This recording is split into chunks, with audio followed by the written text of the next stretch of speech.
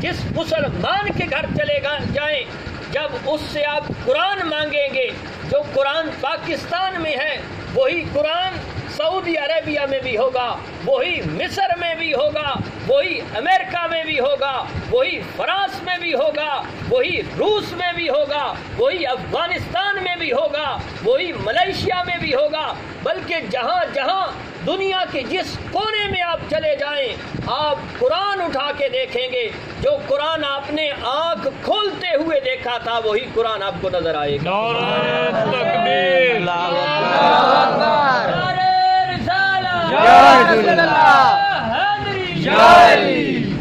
یہ عظمت قرآن ہے کہ ایک نہیں، دو نہیں، 1 سال نہیں، 100 سال نہیں، 500 سال نہیں، 1500 سال گزر گئے ہیں، لیکن کوئی بندہ یہ نہیں کہہ سکتا کہ میں نے مظفر پور کی جامع مسجد انوار بلال میں جو قرآن دیکھا تھا، امریکہ گیا ہوں ویسا قرآن مجھے نظر نہیں آیا، بلکہ جو جہاں دیکھ کے گیا تھا، اگر جس کونے میں بھی چلا جائے وہاں قرآن کو کھول کے پڑھے وہی قرآن نظر آئے گا۔ کوئی ایک لفظ، بلکہ ایک لفظ تو دور کی بات ہے، ایک حرف، بلکہ ایک حرف بھی دور کی بات ہے، کوئی زبر زیر اور پیش کے اندر رد و بدل نہیں دکھا سکتا۔ یہ ایک قرآن کا منہ بولتا ایک ثبوت بھی ہے، اور قرآن کا منہ بولتا ایک عظمت و شان بھی ہے۔ وجہ کیا ہے کہ میرے رب نے جب فرمایا ہے کہ اس قرآن کو نازل فرمانے والے ہم ہیں اور اس کی حفاظت کرنے والے بھی ہم ہیں۔ اور یہ کیسے ممکن ہو سکتا ہے، یہ کیسے ممکن ہو سکتا ہے؟ رہتی دنیا تک یہ قرآن اسی طرح رہے گا، اور یہ کسی کی جرت نہیں ہو سکتی، بلکہ لوگ آئے اس کا مقابلہ کرتے رہے، مر گئے، مٹ گئے، لیکن اس کے اندر نہ تو رد و بدل کر سکے، نہ افراط و تفریط کر سکے، بلکہ کئی لوگوں نے کروڑوں نہیں اربوں روپے لگا دیے، کئی لوگوں نے خوبصورت نسخے بنائے، لیکن نیست و نابود ہو گئے، ناکام ہو گئے، اور کامیابی ان سے کئی فاصلوں دور چلی گئی، کیونکہ قرآن کے اندر نہ کوئی رد و بدل کر سکتا ہے، اور نہ کوئی لفظ بڑھا سکتا ہے، نہ کوئی کم کر سکتا ہے۔ وجہ کیا ہے کہ اس کی حفاظت کرنے والا میرا مالک لم یزل جو ہے۔ اس کی ایک مثال رشیا کی ایک اسمبلی ہے، جس طرح ہماری اسمبلی ہوتی ہے، قومی اسمبلی اور صوبائی اسمبلی۔ ہماری قومی اسمبلی کا جو ممبر ہوتا ہے اسے MNA کہا جاتا ہے، اور جو صوبائی کا ہوتا ہے اسے MPA کہا جاتا ہے۔ اسی طرح ایک رشیا کی اسمبلی ہے جس کے اندر جو اس کا ممبر ہوتا ہے اسے ڈومنا کہا جاتا ہے۔ ڈومنا ان کی اپنی ایک زبان ہے۔ آپ اپنے ذہن کے اندر صرف ایک ممبر ہی رکھیں کہ ان کا جو اسمبلی کا ممبر ہوتا ہے اسے ڈومنا۔ ایک مرتبہ ان ڈومنوں کا اجلاس ہو رہا تھا، اور اجلاس کے اندر بات کون سی چلی، ایک ان کا جو وزیر خزانہ ہے وہ کھڑا ہوتا ہے اور تقریر کیا کرتا ہے، کہتا ہے کہ میں ایک ایسی بات پہ بجٹ پیش کر رہا ہوں کہ آپ لوگوں کو مجھے داد دینی پڑے گی۔ وہ بات کیا ہے؟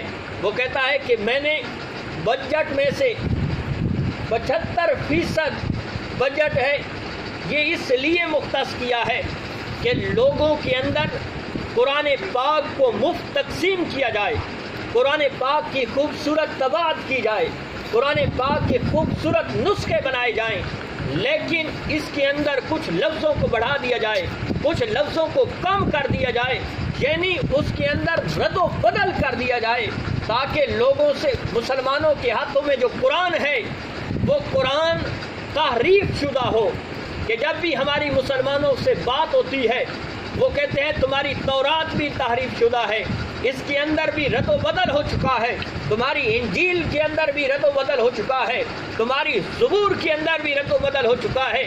لیکن جب قرآن کی بات آتی ہے ہم خاموش ہو جاتے ہیں، ہم یہ نہیں کہہ سکتے کہ اے مسلمانوں تمہارے قرآن کے اندر بھی تبدیلی ہو چکی ہے۔ تو آج میں اس اسمبلی کے اندر یہ ایک ایجنڈا پیش کرتا ہوں کہ یہ سارا بجٹ اس چیز پہ لگایا جائے کہ مسلمانوں کے اندر بھی تبدیلی والا قرآن پاک تقسیم کیا جائے۔ اب اس نے بات کی، ٹیکس بجائے گئے، بڑی اچھی بات ہے۔ لوگوں نے کہا، کئی نے ممبروں نے کہا کہ یار ہم بھوکے رہ لیں گے، ہم غربت برداشت کر لیں گے، لیکن یہ مسلمانوں کا تانا ہم سے برداشت نہیں ہوتا۔ ٹھیک ہے، یہ بجٹ اس ایجنڈے کے اندر لگایا جائے، ہمیں منظور ہے۔ ایک بوڑھا ڈومنا کھڑا ہوتا ہے، وہ کہتا ہے مجھے تمہارے جذبات کی قدر ہے، اپنے لوگوں سے، ڈومنوں سے کہہ رہا ہے کہ مجھے تمہارے جذبات کی بڑی قدر ہے کہ تمہارے اندر اپنے مذہب کے حوالے سے اتنی مضبوطی ہے، اتنی قوت ہے، اتنی استطاعت ہے، اتنی طاقت ہے کہ تم اپنے مذہب کے لیے غربت برداشت کر سکتے ہو، اپنے مذہب کے لیے کیا کیا چیزیں برداشت کر سکتے ہو۔ لیکن میری بات ایک یاد رکھنا، یہ جو قرآن کے حوالے سے تم نے اتنی جذباتی باتیں کی ہیں، سنو، تم کہاں کہاں قرآن کو تقسیم کرو گے؟ اگر پوری دنیا پہ بھی تم تقسیم کر لو تو ان حافظوں کو کیا کرو گے جو مصلی امامت پہ کھڑے ہو کے قرآن پاک زبانی سنا دیتے ہیں؟ نعرہ تکبیر، نعرہ رسالت، نعرہ حیدری، نعرہ خلافت۔ کہا تم ان حافظوں کا کیا کرو گے جنہیں قرآن دیکھنے کی ضرورت پیش نہیں آتی؟ تم ان بوڑھوں کا کیا کرو گے جو صبح تہجد کے وقت کھڑے ہوتے ہیں اور اپنی ان نوافل کے اندر رب تعالیٰ ان کا جو خدا ہے، اس کا جو نازل شدہ قرآن ہے، اس کی تلاوت کرتے کرتے وہ صبح کر دیتے ہیں؟ مسلمانوں کے ان نوجوانوں کا کیا کرو گے جو اپنے مذہب کے ساتھ شدت کے ساتھ پیار رکھتے ہیں، جن کی صبح تلاوت کرتے ہوئے صبح ہوتی ہے؟ تم ان نوجوانوں کا کیا کرو گے؟ چاہے تم سارا بجٹ بھی لگا لو، چاہے تم ساری دنیا پہ اپنے نسخے مفت میں تقسیم کر دو، پھر بھی قرآن کے اندر تم تبدیلی نہیں کر سکتے۔ یہ ہے وہ منہ بولتا ایک ثبوت اور عظمت اور شان کہ جس کو دشمن بھی مانتا ہے کہ اس قرآن کی نہ کوئی مثل ہو سکتی ہے، نہ اس کے اندر تبدیلی ہو سکتی ہے، نہ اس کے اندر افراط و تفریط ہو سکتی ہے۔ اور میں کہتا ہوں علی جا، یہ جو حافظ صاحب نے قرآن پاک سنایا ہے یا سنانے کی سعادت نصیب ہوئی ہے، یہ رب تعالیٰ ہم سے حفاظت قرآن کروا رہا ہے۔ یہ رب کی توفیق ہے، یہ رب کی دین ہے۔ یہاں ہر کوئی نہیں آتا، وہی آتا ہے جو رب کی توفیق سے آتا ہے، جو رب تعالیٰ کی بارگاہ سے منظور شدہ ہوتا ہے، وہی آتا ہے۔ علی جا، میں ایک کتاب پڑھ رہا تھا، آخری بات اپنی گزارشات کو مختصر کرتا ہوں۔ وہاں لکھا تھا کہ لوگ کہتے ہیں جی فلاں بندہ مسجد نہیں آتا۔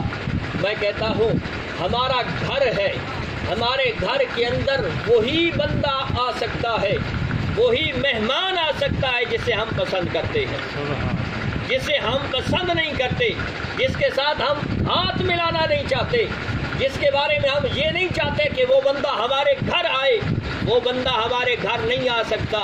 اور جس کو مالک نہ پسند کر دے وہ کیسے مسجد آ سکتا؟ نعرہ تکبیر، نعرہ رسالت، نعرہ حیدری۔